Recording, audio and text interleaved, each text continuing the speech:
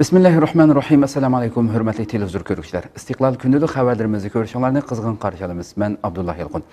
Programmamizda vatanimiz Sharq Turkiston va dunyodagi kun tartibida bo'lib o'tgan xabarlarni huzuringizga sunishtirishimiz. Qaynamsiz diqqatinglar ekranimizda bo'lsin.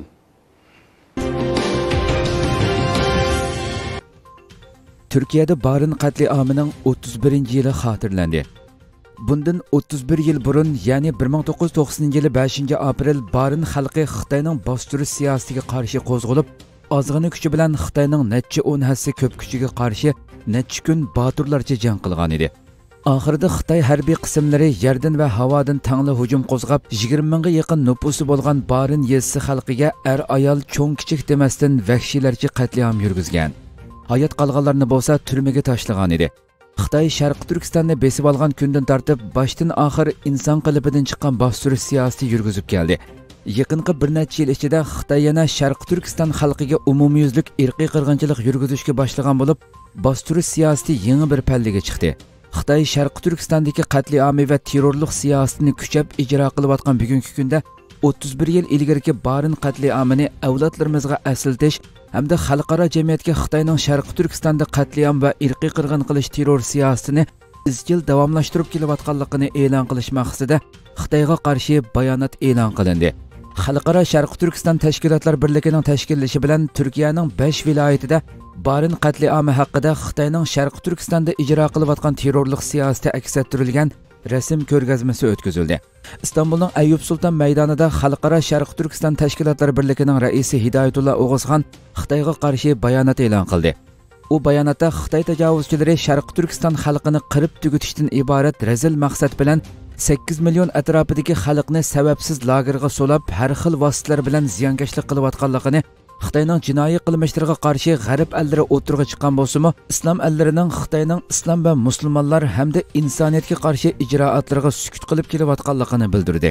Bayonot yana islom ellari hamda turk dunyosining Xitoyning Sharq Turkistondagi irqiy qirg'inchilik siyosatiga sukutni buzib, Xitoyga qarshi besim ishiltib, Xitoyning insoniyatga qarshi ijroatlarini to'xtatish uchun harakat qilishga chaqirdi. Sharq Turkiston inson haqlari ko'zitish jamiyati bosh kotibi Nuriddin Izbasar so'z qilib, Xitoyning Sharq Turkistonni ishg'ol qilish tarixini tunishtirdi hamda Barin inqilobiy harakatining ahamiyati haqida to'xtaldi. U so'zda yana Xitoyning Sharq Turkistonda ijro qilayotgan insoniyatga qarshi jinoyatlarining borgan sari ig'irlashayotganligini bildirdi.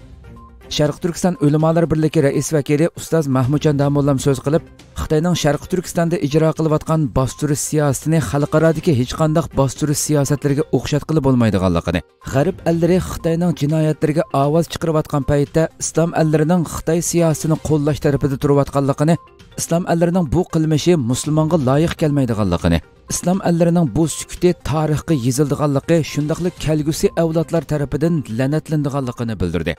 U so'zda yana islom ellari Xitoyga qarshi harakatga o'tmagan taqdirdami, Xitoyning islom va musulmonlarga qarshi siyosatiga qarshi maydonda bo'lishi kerakligini bildirdi.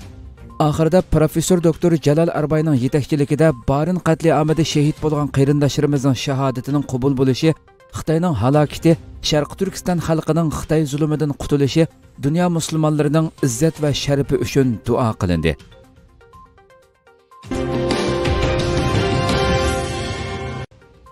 Dünyanın her qaysi joylarida Barin qatliamining 31 yilligi xotirlandi.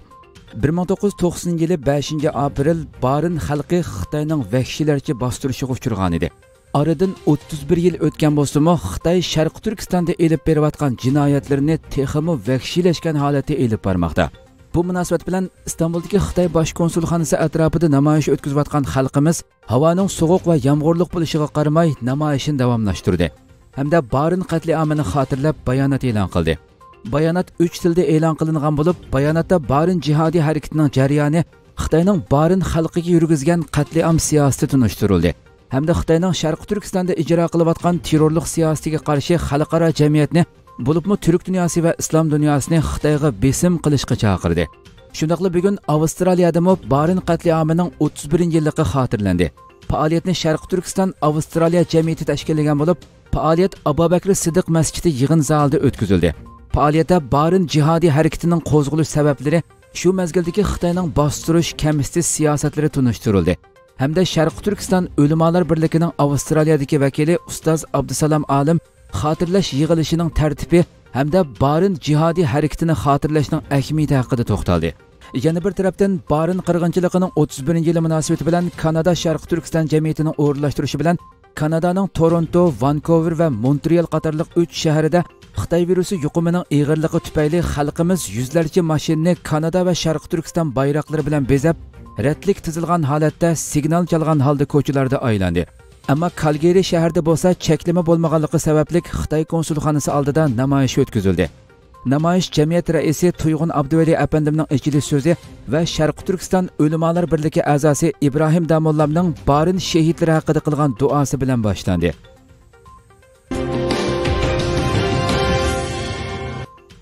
Muxbir Shu Shivjong Uyg'ur fojiasini Xitoy lagerini taqiganga qadar yozadiganligini bildirdi. Xitoyning Sharq Turkistondagi jinoiy qilmishlariga izchil ko'ngil bilib kelayotgan avstraliyalik muxbir Shu Shivjong yaqinqi mezgillarda Xitoy taratqullari va tor qo'shinining qattiq hujumiga va haqoratlariga duch keldi. Xitoyning Sharq Turkistonda ijro qilayotgan majburiy emgak siyosati yaqindan buyon xalqaro jamiyatning diqqatini qo'zg'amoqda. Buningdan bearam bo'lgan Xitoy qonga bo'yalgan qo'lini Sharq Turkistondagi insoniy fojialarga qarshi ovoz chiqargan avstraliyalik Xitoy jurnalist Shu Shivjongga uzatgan. Shu Shivjong 2017-yildan boshlab Uyg'ur masalasiga diqqat qilishga boshlagan bo'lib, Avstraliya strategiya va siyosat tadqiqot markazi e'lon qilgan Uyg'urlar setiladi mavzuliq muhim dokumentning yozuvchilaridan biri. Bu bir necha yil jarayonida Xitoy doiralari uning Xitoydagi tuqqanlari va do'stlariga parokandichilik va tahdid solgan. Yaqinda Xitoyning to'r qo'shini uni yana xoin deb haqorat qilgan. U Twitterda bu vaqtda to'xtalib, millionlagan Uyg'urlarning jazo lagerida azob chekayotganligini, ularning barliq erkinligining tortib olinganligini bildirgan va Kompartiya mening ovozimni o'chirishga urindi. Ammo men to'g'ri ish qildim. Xitoy lager va majburiy emgak siyosatini oxirlashtirmoqcha davomli yozaman degan. Sharq Turkistondagi masjidlar dafsanda qilinmoqda. Tajovuzchi Xitoy 2016-yildan boshlab Sharq Turkiston xalqini va Sharq Turkistonni dinsizlashtirib xitoylashtirish uchun bir tarafdan xalqni jazo lagerlariga qamab mingisini yuyishga urinsa, yana bir tarafdan Qur'on va boshqa diniy kitoblarni ko'ydirish, masjidlarni buzib chiqish qatorliq razilliklarni davomlashtirib kelgan edi. Bugun ijtimoiy uchur vositalarida tarqalgan sirlarda Sharq Turkistonning ma'lum bir shahardagi bir masjidning ichi ko'rsatilgan bo'lib, bu masjid butunlay to'qib boqadigan o'rin qilib o'zgartirib etilgan. Yana bir sinda boshqa bir masjidning ichki ko'rinishi ko'rsatilgan bo'lib, masjidning ichida Xitoy sayohatchilarining o'yin qo'yg'uchi Uyg'urlarni do'rab usul o'ynayotganligi ko'rsatilgan.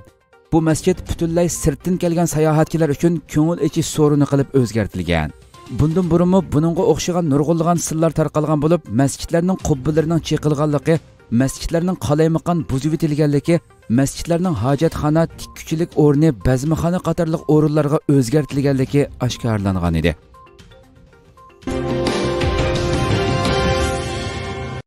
Xitoy Uyg'urlarning nufusi haqida statistikalik o'yin o'ynamoqda. New Talk xabarlarining 4-martdagi xabarda bildirilishicha, Uyg'urlarning nufusi biroqli 1 million ozlab ketgan bo'lsa-mu, biroq Xitoy statistikalik o'yin o'ynab haqiqatni yushirmoqda.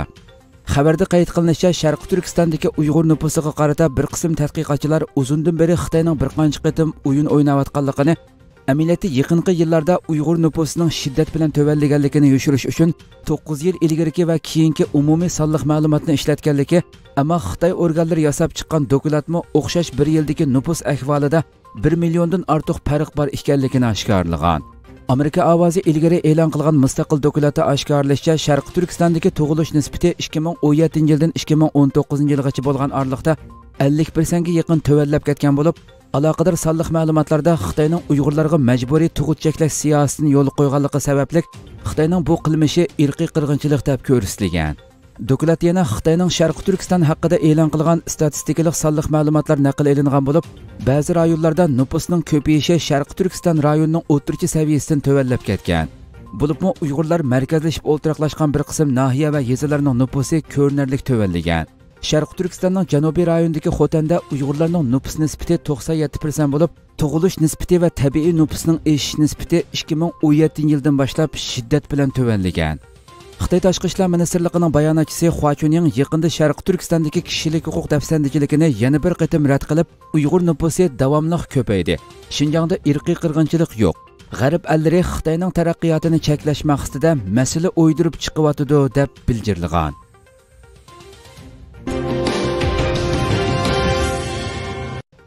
Kishilik huquq tashkilotlari Bermadagi siyosiy o'zgarishda 550 dan ko'proq fuqaroning o'ldirilganligini bildirdi. Germaniya ovozning bugungi xabarida bildirilishicha, Berma bexatarlik qismlari siyosiy o'zgarish bo'lgandan buyon 550 fuqaroni o'ldirgan. Berma siyosiy mahbuslar jamiyatining statistikasiga qaraganda, Berma armiyasi 1 fevral siyosiy o'zgarish qo'zg'agandan buyon 550 dan ortiq fuqaro qazo qilgan. Buning 46 nafari kichik bola ekan.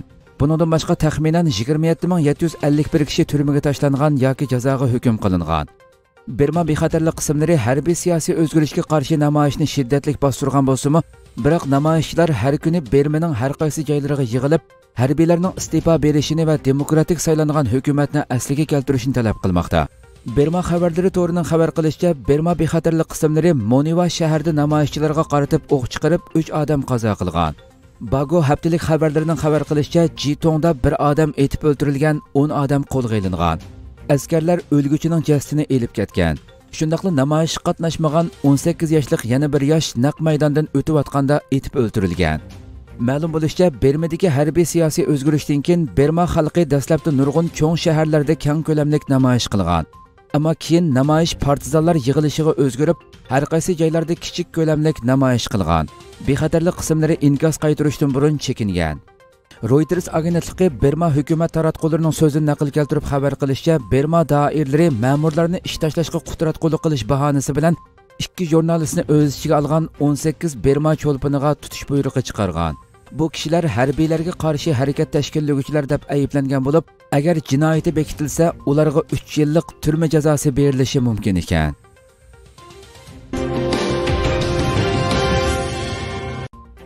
Turkiya Hindistondagi mavzudonchi terrorchilarning hujumlarini aybladi. Hindistonning Chhattisgarh o'lkasida mavzudonchi terrorchilar bexatarlik qismlariga hujum qilib, nurg'unlagan Hindiston amonlik saqlash xodimlarining jiniga zamin bo'lgan edi. Turkiya Cumhuriyeti Tashqi ishlar ministrligi e'lon qilgan yozim bayonotda Hindistonning Chhattisgarh o'lkasida mavzudonchi terrorchilarning bexatarlik qismlariga qilgan terrorlik hujumlari natijasida nurg'unlagan Hindiston amonlik saqlash xodimlarining jinidan ayrilganligi va yana nurg'unlarning yaralanganligidan cho'nqur qayg'u ichida xabar topganligi bildirildi. Bayonotda hujumda jinidan ayrilganlarning yaqin yo'riqlariga ta'ziya bildiramiz.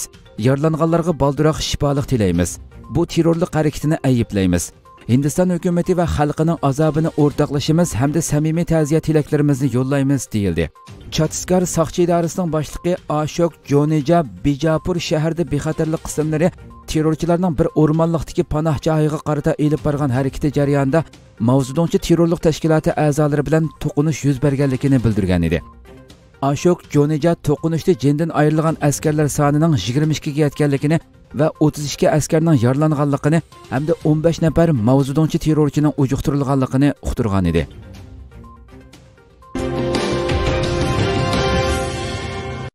Turkiyada bir kun ichida Xitoy virusi bilan yuqumlanuvchilar 41 mingdan oshib ketdi. 4 aprel Turkiya Cumhuriyeti Səhiyyə Ministeri Fahrettin Koca bir kun ichida Xitoy virusi bilan yuqumlanuvchilarning 41998 ga yetganligini e'lon qildi. Ministerning ma'lumotiga asoslanganda Turkiyada Xitoy virusi bilan yuqumlandi deb gumon qilingan 246210 kishi tekshirilishi orqali yangidan 41998 kishining yuqumlanganligi aniqlangan.